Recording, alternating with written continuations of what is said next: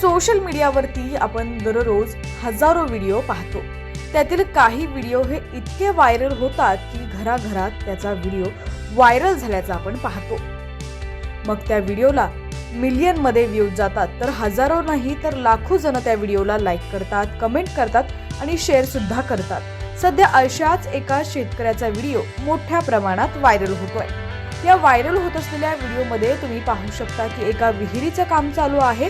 या विहिरीचं काम सुरू असतानाच काही कामगार या विहीर खोदकाम करतायत आणि ज्यावेळी या विहिरीला पाणी लागतं त्यावेळी त्या तिघांच्याही चेहऱ्यावरचा जो आनंद आहे तो खरोखरच खूप पाहण्यासारखा आहे.